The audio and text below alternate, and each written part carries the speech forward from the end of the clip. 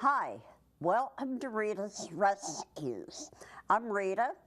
This is my sidekick Pumpkin, and we're here today to tell you about our show, and we want you to know that it's really important that you learn everything you can about your animals, how to feed them, how to take care of them, and when I adopted Pumpkin, I rescued her from a local shelter.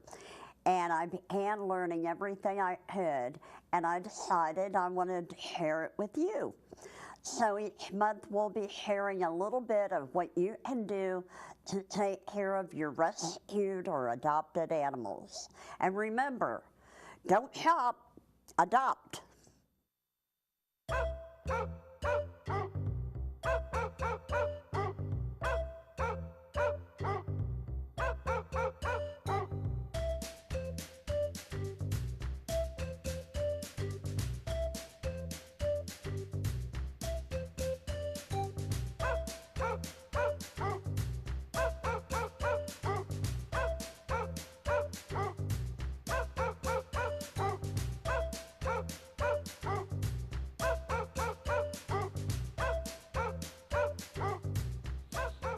Hi, welcome to Rita's Rescues. I've got Pumpkin here with me, and I have Debbie Howard from SAAP and Heather Hulak, who is a SAAP volunteer. And we have two adorable puppies here. And we're going to talk today a little bit with Debbie right now, and I'd like to hear, I know you've been on here before. I have, yep. But we want to hear a little bit about SAAP for the people that may not have tuned in. I agree. We should tell them. Well, SAAP stands for Stray Animal Adoption Program. We are an all-volunteer, foster-based organization. In other words, we have no shelter or any place we keep the animals other than homes.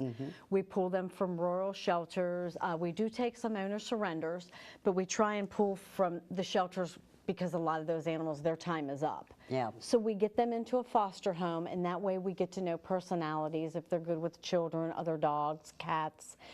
We do dogs and puppies, cats and kittens, and we get to know personalities, best fit. You know, some need to be an only dog, some are friendly, get along with everybody and everything. But basically that kind of ensures that a more successful adoption rate if we can say this dog's a better fit for that household. Yeah. So if they're fostered, we can really know personalities and try and get best fit. Yeah. And tell me a little bit about your feelings on rescuing animals versus breeding. Oh, that is a sore subject with any rescue person just about. Yeah. My thing is, I cannot fathom in this world why anybody would breed when so many are still being euthanized. Yeah. I mean, I look at these puppies here, these two sweet little girls, and I think their life is no less valuable than any purebred dog. It's not fair. I don't believe it's right to keep, you know, bringing animals into the world and sometimes our society has a disposable attitude towards things. You know, razor disposable, this, that. Animals should not be one of the things that are disposable. Yeah. And we need to stop the breeding until we can get the animals that need homes into homes now. Yeah. Yeah, I agree. And Heather, tell me, what do you do as a volunteer with SAAP? Both my husband and I, we volunteer. We foster as well. I handle puppy medical if they need to see the vet, if they need in-home medication for some reason. And I also work on getting pregnant mamas out of shelters and getting them to homes to raise their last litters so they can be spayed and their puppies can be adopted. And then they can find their forever home. Yeah. Now, that's one thing that SAAP is really clear on as far as when you get the animals, you make sure you get them spayed and neutered. Correct, correct. No animal goes out without being spayed or neutered, up to date on shots. They are dewormed, they have flea and tick medication, and are microchipped. Yeah. So everything is done for you, and that way you stop the cycle. Now, what about people who don't know about microchipping? Why is it important and how did they do it? Do you want to take that one? Sure. We microchip every single animal that comes in. If they don't already have a microchip, we transfer it over to the new owner's information in our system. So if their pet gets out and gets lost and ends up in a shelter or someone finds it, they can take it to the vet and have it scanned, and it can go back to the rightful owner. Yeah. It's very important. Yeah, it really is. And dogs that have been missing sometimes for months and even years are reunited with their owners because of microchipping. Yeah, yeah, it's really important. And how young can they be when you have them neutered? And I noticed these little ones have already been spayed. Yes, the earliest is at 8 weeks old. Really? Yes. And they also have to be a certain weight. Yes, they have to weigh at least 2.2 pounds Yeah, to be spayed or neutered. yeah.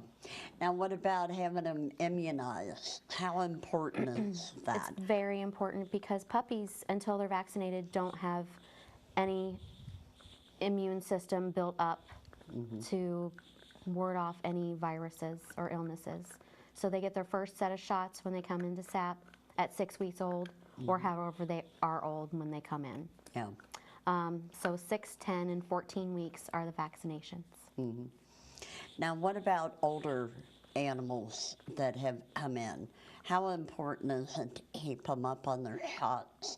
I know some people, it's really expensive to do, and a lot of people, you know, find it really difficult if they have more than one animal, you know, to keep them up on all their shots. Right, Why are they important to do that? It's very important to keep their health up to date. Even older dogs can get sick, just like puppies can. And there are clinics that you can get reduced cost vaccinations. There are places you can buy the vaccinations and do them yourself. Really? Yes. Okay. The only thing you have to have done at a vet is a rabies vaccination. That can't be done, it can't be bought. Yeah. But there are well, that's yeah. good to know. How can they find out about where they can go for, you know, discounted immunization? Just on Google, they can Google it. I know UCAN offers, you know, reduced cost. You can. And there are even vets. I would Google your area town and see, just Google low cost shot clinic.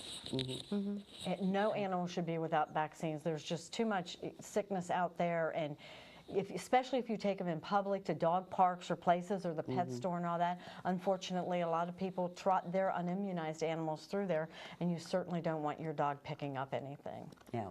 So, And if they're like mine that will pick up everything on the ground, exactly. Exactly. that can be a real problem. It can. And I love taking them to the park, but you know, you do have to be really careful. Yeah, you really need to be diligent. Yeah. Okay. All right. Well, we will be back in a few minutes, and we will talk more with Debbie and Heather, and see more of these cute pups we have here. And hopefully Pumpkin will stay awake. We'll be right back. That's adorable.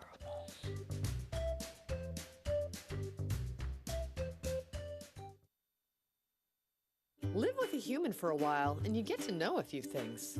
Like, I know she's actually not a morning person. I know she does strange tricks for no treats. I know that water makes her howl like crazy. I even know how the floor stays so clean. She's quick. But the one thing I will never for the life of me know is how she gets so tiny and inside that box. Natalie, how do you get so tiny?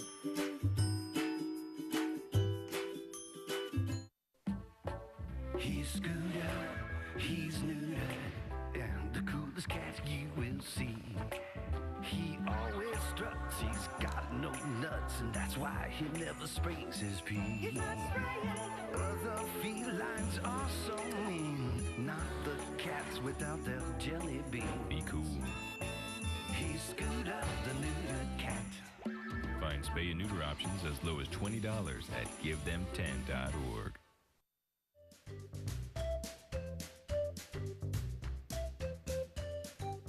Hi, welcome back to Rita's Rescues, and we're here with Debbie Howard and Heather and two adorable little puppies and Pumpkin. And I wanted to talk to you, Debbie, about the community work that you're doing. What little bit I have learned about it is really exciting. So tell me about how you use the pets to go into the community and help people. Okay. Well, it's kind of twofold, Rita. It was funny. I was not at a meeting that some of the SAAP people had, and they had talked about starting a community outreach program. And somebody said, well, Debbie Howard would probably be really good at that. I work part-time, so I do have some days free. And so I answered my phone not long after that, and somebody said, oh, I hear you're the new community outreach coordinator. I said, I am. It was funny. It was pretty humorous. So I just kind of took the ball and ran with it. And basically what community outreach does is we take pets, we take our fosters, like I might take these guys, and there's a group of us that visit like rehabilitation centers or senior centers. I have a gal in place that does like Providence Pavilion. Every other Monday they go and they take pets, whether it be their own, again, or fosters. And I've been there several times, but that's up and running smoothly. And then there's another gal that does another one in, Kathleen does Cold Springs Cold Care. And I try and do as many schools, churches, Boy Scout troops, or anything like that that I get a bite. You know, if somebody says, hey, do you want to talk to the Boy Scout troop? Because basically what I do is it gives me a chance to talk to kids and seniors and anybody about responsible pet ownership. Yeah. You know, about it's more than just having them, it's caring for them. It's giving them, just like we talked about, getting them their shots, fresh water, food, exercise. It's even about, you know, picking up the messes and cleaning up, and it's not all glory. If you're going to have a pet, you know, there's a lot to it. Yeah. But basically, it also gives me a chance to talk spay and neuter, which again is near and dear to my heart, which so many animals being euthanized, we need to stay on that. We need to get the word out there. That's so many problems. If people would just spay and neuter, there wouldn't be all these unwanted animals waiting months, years for homes, and then unfortunately the ones that the home never comes. Yeah. So I take the animals out and I talk about that, and it gives kids a chance to meet them. I mean, some kids, I've talked to children who've never had a pet their whole lives. It gives them a chance to interact with them. It gives us a chance to give back to the community. The people who are adopting, we get volunteers that way. And SAAP, you know, we get our name out there. It's good for everybody. Yeah. And as far as the senior centers go, a lot of those people are very sad because when they go in there, they have to give up animals and they're missing them. Yeah. And so when we take the pets, like these puppies or ours, whatever, it also gives them a chance to be socialized, which is so important. Yeah. Socialization, it's not all immunizations and all that too. Socialization is very important. Yeah.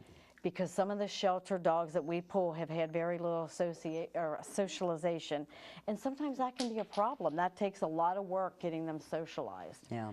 So it's kind of community outreach benefits the people who are getting the visit, and it gives our puppies and dogs a chance to get out in the public and meet everybody. And so it's a win-win for everybody. Exactly. There. It really is. It really is. When my mom was in a nursing home, there was people that would bring their pets out there, and all the residents, that was a day they looked forward to watching that door and see those pets come in there. And it was amazing how it brightened up their day. Oh, it does. You know, we a lot of times we take pictures and we'll post them, and you can just see the joy on their face. It brings them so much joy. Yeah. It's really a great does. program, and it, like I said, it benefits everybody involved. And, you know, it's been proven that, you know, petting animals and loving on them, you know, decreases blood pressure. Absolutely. Helps with depression, anxiety. Yep. You can read all kinds of articles about autistic children Absolutely. bonding with animals. So there's a lot of therapy animals out there that do a lot of good. And just being around them, I mean, Right. it's pretty hard to be sad when you're sitting there with a squirmy little puppy. Wagging its tail, and Yeah, chewing on you. Well, what you said about autism, we had an adoption event one time, and a man had brought his autistic son in, and his doctor had recommended getting a puppy, and the gentleman brought his son out, and they met a puppy, and the little boy, you know, well, he was actually maybe a teenager, a young teenager, and he didn't make eye contact or talk or anything until my husband put that puppy in his arms, and his entire demeanor changed. He was smiling from ear to ear. They ended up adopting the puppy and taking it home. To this day, it is one of my favorite adoption stories. Oh, So they can work wonders. yeah, they really can. Well, now tell me about those chewies that Okay. they got there. Yes, these Yeah. are antlers. Deer antlers. Deer antlers. There's elk antlers, there's deer antlers. I'm not really well versed on all the different kinds, but I do know that my personal dogs love them, Yeah. and the puppies love them. And there was a lot of debate on what's good for dogs, the Yeah. bones versus Nyla bones versus this. And there's good and bad, and you hear good and bad in all things. But these things, so far, I have absolutely had no issue with the antlers. Yeah. Because some puppies have a chew drive, and even some older dogs. I personally have a dog that's 5 years old that has a huge chew drive. Yeah. And my way of looking at it is they're going to chew on something. I would rather them chew on this. Than So your furniture. I have no problem recommending deer antlers. Yeah. Well, And they're look at just 'em. going to town. on 'em. Exactly, exactly. So yeah, they're great. They're great for your ones with high chew drives, and they come in all sizes, like little tiny puppy ones, all the Yeah. way to huge, great big ones. Yeah. Oh, Now they're going to chew on each now, other. yes, exactly. Okay, well, thank you both, and we will be right back, and stay with us for more of Rita's rescues.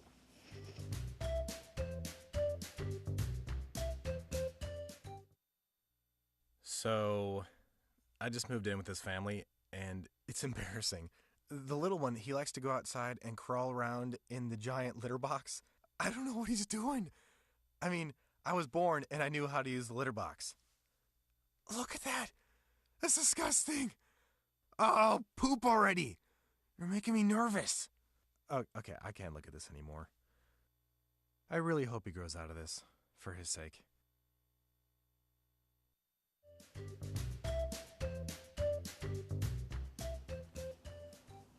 Hi, welcome back to Rita's Rescues.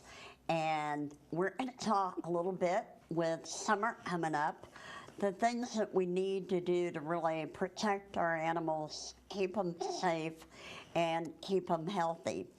And Heather, you have worked with a lot of the puppies and the dogs.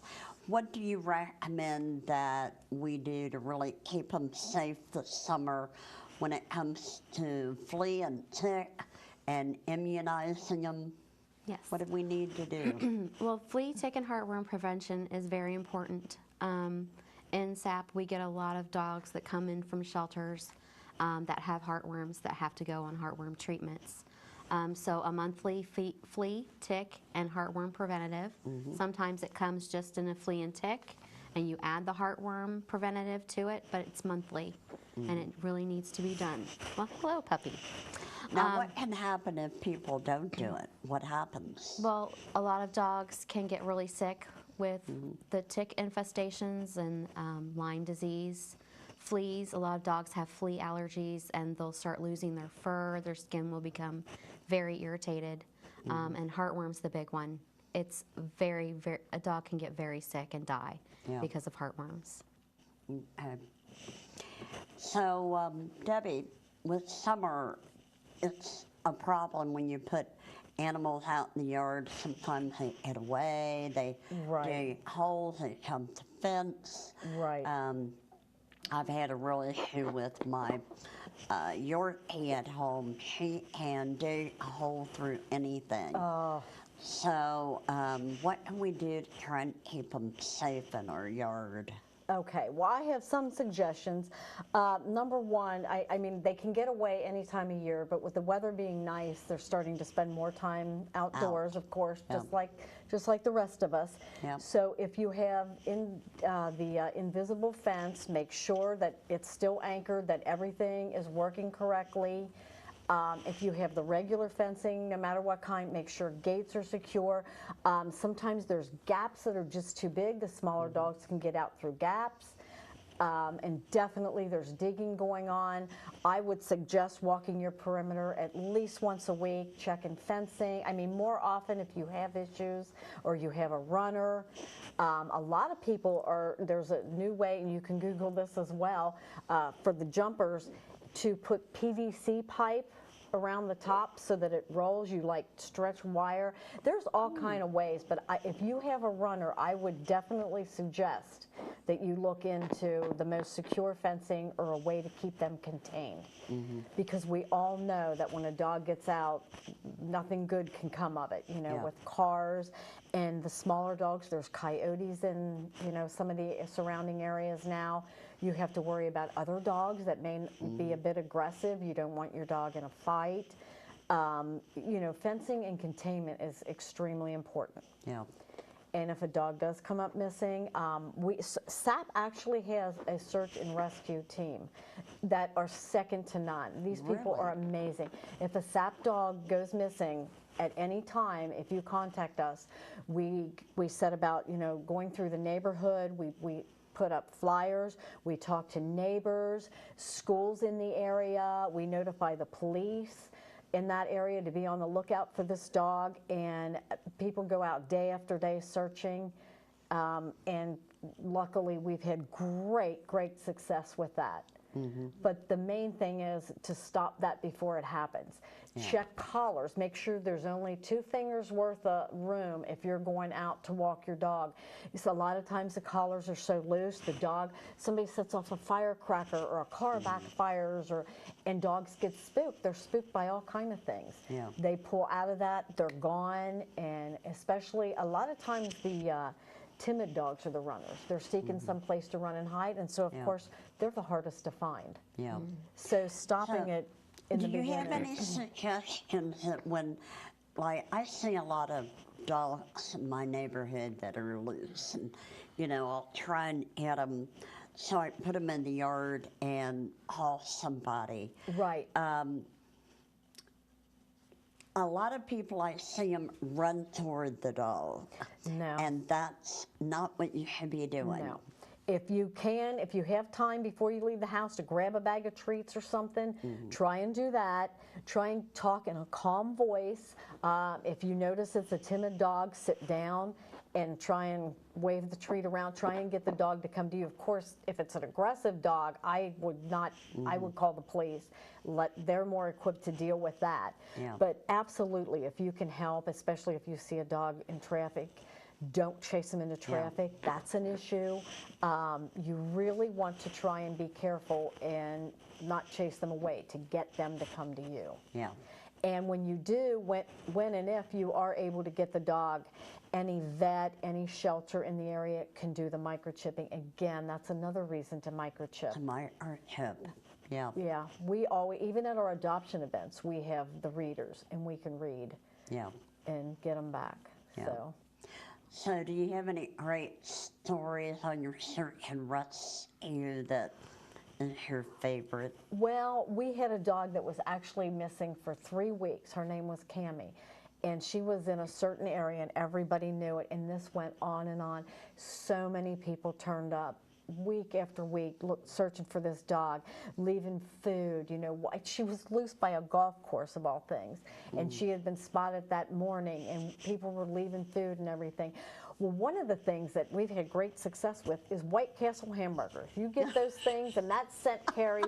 But what brought Cammie home was she had been adopted out, and the family that had fostered her had her for a long time. So they brought her friend, Prince, another dog, out, and she actually came to him. Oh. after being, was it at least 3 weeks on the It was run, at least wasn't it? 3 weeks. Yeah, if not longer. And so Wow. actually it was another dog that brought her back.